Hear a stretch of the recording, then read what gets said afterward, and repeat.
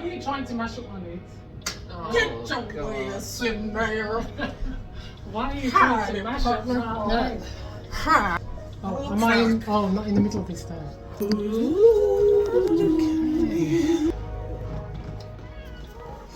Yeah.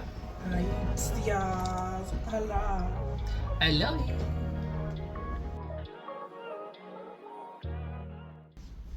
Well, welcome to my time to talk. Start What we're blurting talking now. about. What we're talking about today, guys. Well, I thought body image is a biggie with everybody. I can remember body image being such a cringe thing for us. We was always told that your bottom's too big and your lips are too big and your cheeks are too big. And right now, if I had money, I'm supposed to go looking for a butt lift, a mouth implant, BBL. or is that Fellas. Botox, and or my eyelashes are not long enough, my head is not straight enough, Oh, straight. Oh, was that my the forehead, I've got forehead a reduction? line on my forehead, Did they? Something like that. and then Bring up the How did they do eyebrows a that? bit. and then I heard the other They've day, all got that shot look.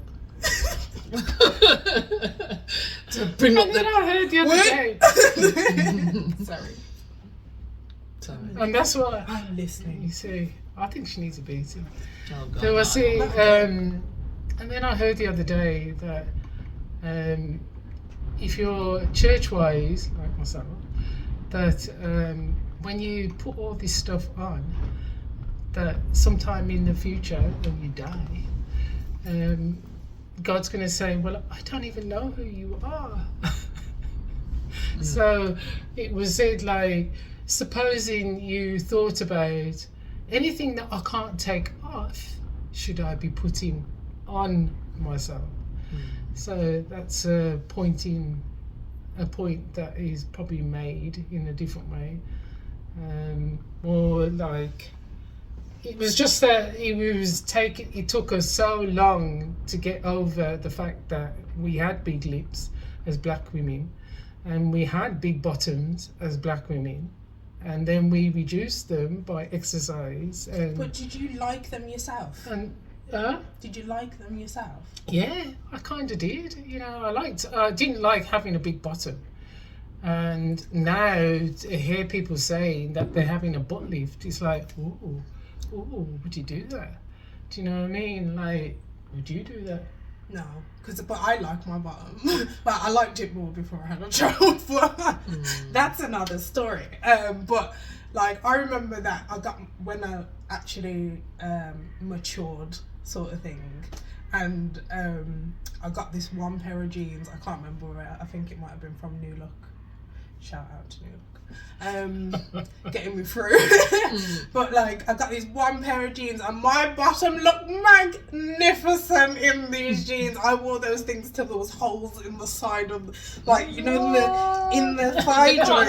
Was worn. Yeah, that was worn down because my bottom looked magnificent. It was amazing. But I feel like people who get these things, obviously, you know, I'm not saying that you can't go and get that stuff.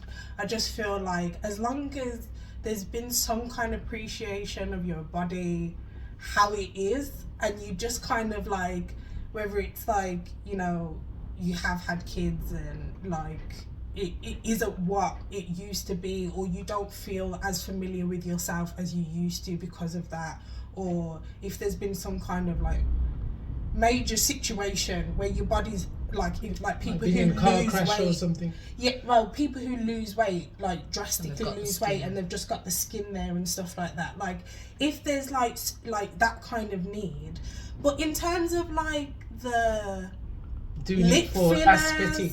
like the things like where like you're actually putting stuff into your face and stuff like that, I'm not like about it in the sense of like drastically changing your appearance, because you know, like your kids or your offspring are still gonna come out however your genes made you.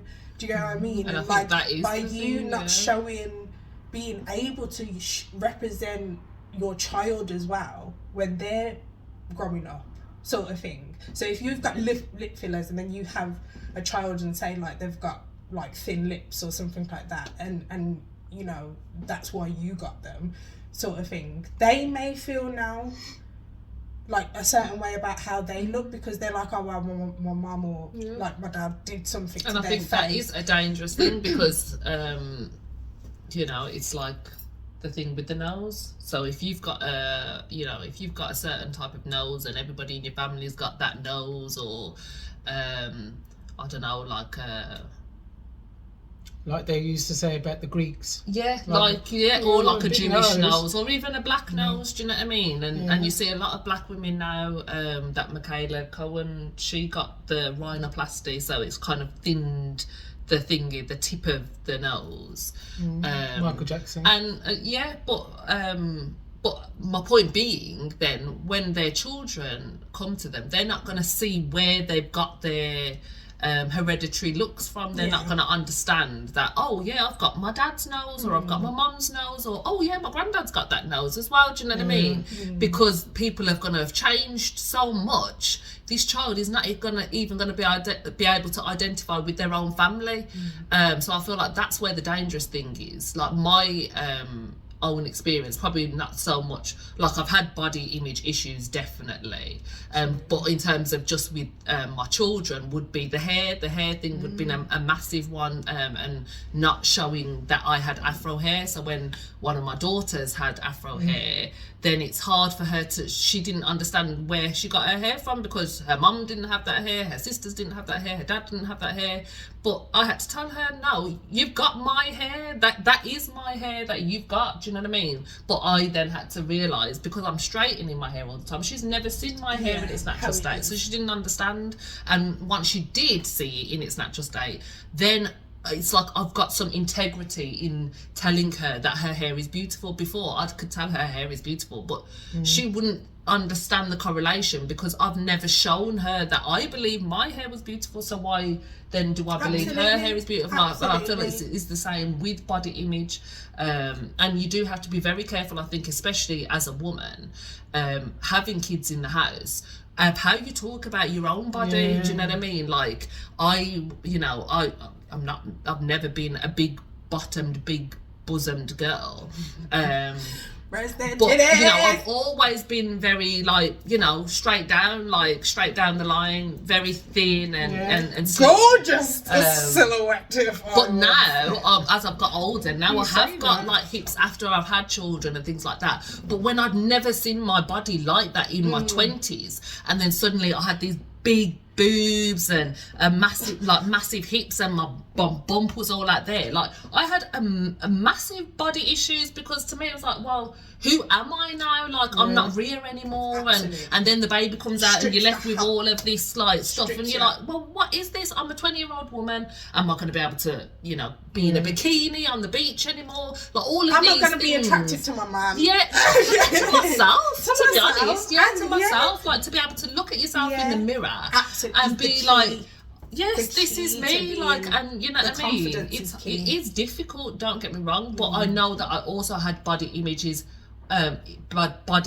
issues when I was a teenager also, and I was slim then. So I think it's definitely a confidence thing. It's not whether you're fat, it's not whether you're thin, it's you as a person. I think it is a mindset, isn't it? Because I've seen some bigger women that are so confident, and you couldn't tell them anything. They're wearing the skimpiest, tightest thing. Do you know what I mean? They don't care who's telling them because it's what. the confidence that looks like that gives off that feeling of, yo, she's rocking that. It don't matter what actually it looks like. It's the confidence that you carry with it. So that's why I'm a heavy believer of it being the self-esteem, because obviously both me and Rhea both got slated for being thin.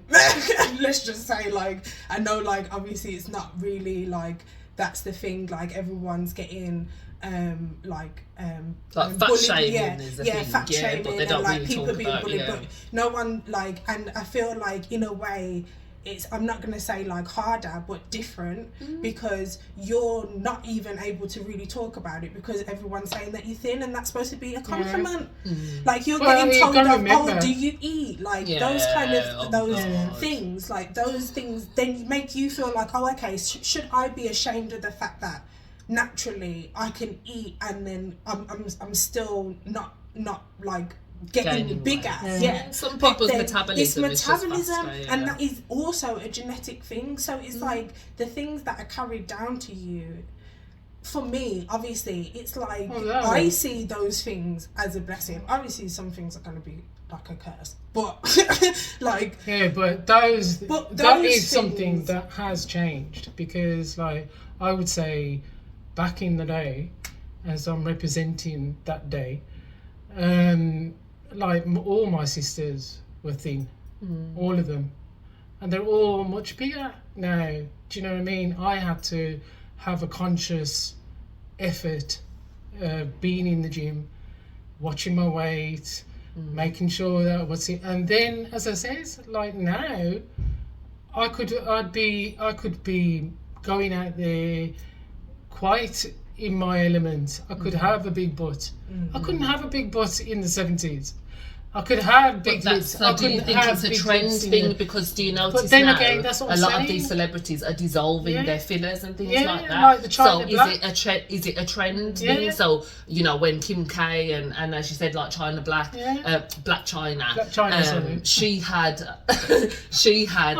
all of those fillers and the cheek fillers and the butt, and then suddenly they all started to take them out. Now all of these celebrities, come with me to go and get my fillers dissolved, guys. Do you know what I mean? But now all of these so take them all out, dissolve all of the thing that the injection fillers that they've had, so that it puts their face back to normal, take all the collagen out of their cheeks and the filler. But they don't know what damage they might have done. But this is the thing. My point being, now all of the Joe Bloggsies or the Jane Bloggsies have gone and followed on the trend. Do you know what I mean? Now all the celebrities have got the money they can come and go with the trend. So they've had the butt lift, they've had the boob implants, they've had the fillers.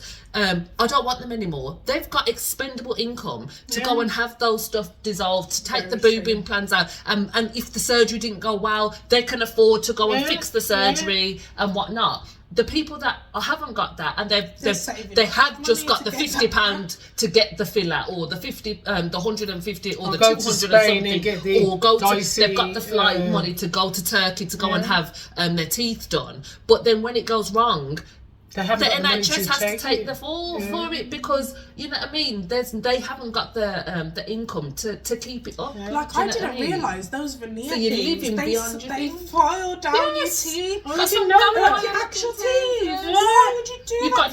Basically, you're getting permanent dentures. Like why would they? Okay, so body image for me, like growing up, I was very confident in my body. Like I liked my body, sort of thing, and like I was just confident in myself as a person, as a kid, I think. Outwardly. Sort of thing.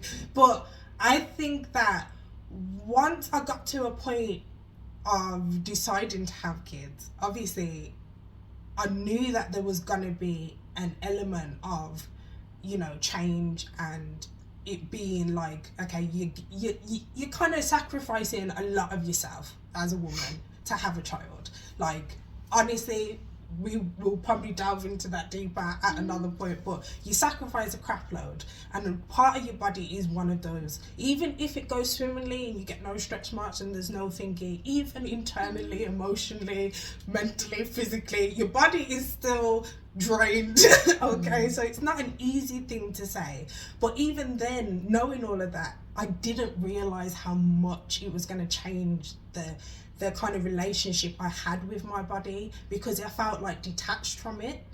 Like it felt like I'm still me, and like I'm trying to be me, but I can't be me because I don't have that same confidence. I don't have that same like you know, like this is it, this is me, because I'm now not someone I recognize when I look in the mirror, sort of thing. And I would say you don't have the time when you have a child. I To would kind say that my body image devolve got that. better when I had a child because, like, I did have the big bottom.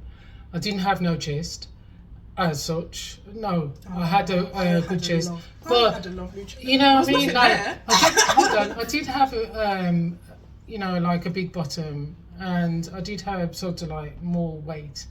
And as soon as I had a child, my bottom went down, and my body shape came into itself. So it can be a good thing Different for different in some, and that's what it's all about. And it's like, make your body image because, like, you got the Kanye West mother syndrome, whereas she can't be thinking in her age group that, oh, I'll go and do this for myself. Yeah, of course you can. She Look can. at Kris Jenner. But He I mean, decided like, to turn into a whole woman yeah, at but that age. that's do what I'm you know saying. what I mean? What I'm saying, like, it is still like scary to think that, you know, you might do it for somebody else. Then probably she didn't.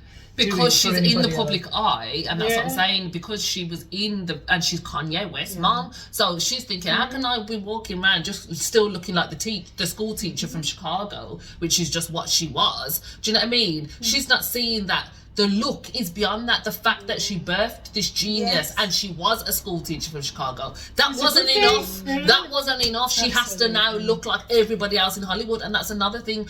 Aren't we just like, they're just clones? They're all clones. Yeah. You like, you look at one and they all look like each other. Do you know what I mean? Even the black ones, the black ones look like the white ones. The white ones look like the Asian ones. Like, nobody looks different anymore. I mean, like, is that a, like, well, men don't fancy? Yes, I mean, yes. like, we've I got think every it's got a lot to do reality with that. show shows us that the blonde, blue-eyed woman will always get the man. be more Do you know what I mean? favourable, Like, even the black man, the Asian man, they're all looking for a blonde, blue-eyed. And if Not they all, say, but if they say that they're not, it's probably because they can't get one. I don't In believe some that. cases, Yeah. no. I don't believe In some that, but cases, yeah. I am generalising, Yeah. but we know from experience, watching reality TV, that if a man's going to pick one, he's going to pick a blonde, blue-eyed one. It's not usual that it's going to be a brunette. Even in the white world as well. That, I'm not talking about it is the black more world. favourable in Western society again, and we've said this in a numerous amount of topics. Like, in Western society, yes, that is the epitome of thingy. But I feel like even European people are falling victim to that ideology, because not all European are blonde-haired, blue-eyed people. They are the most rarest gene is to have blonde hair and blue eyes. Do you know what I mean? It is actually the most rarest gene. So the blonde-haired, blue-eyed thing is a small percentage of the population in terms of the whole population. And I feel like European people also do feel like that is the ideal. So they do. you don't really, like, if you're a brunette, you know, then why do you think that thing is blondes have more fun? That didn't come from black people. Black people didn't make up that saying. That's a European saying. But they don't realise there is black people with blonde hair. Can I just say though, that's the worst thing though, is that because you're still changing your appearance, but that does nothing to what is happening inside of you.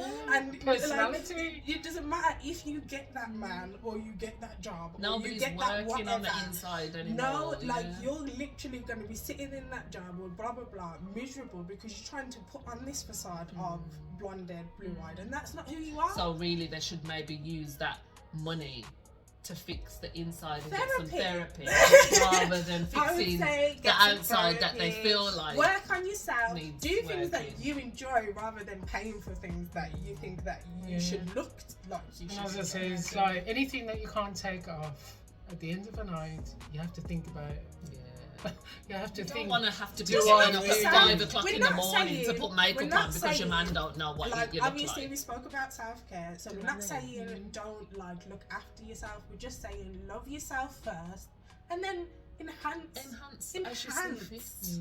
because But then don't it will all change come back to completely. you. But don't be putting yourself. I've through had that. people say to me, "Well, you talk about the natural, but you wear mascara." Okay, but I can wipe that off at the end of the night. Do you know what I mean? So, like, think about it anyway. You know, body image is also body image inside It's body as well. confidence, isn't it? But what do you think? Let us know in the comments. What do you think about body image? Is it something that you Take your body off no. my image. Is it something you've struggled with in the past? Oh gosh, we've just fallen into God knows what. Body image, guys. What's your question? What do you want the people? Oh,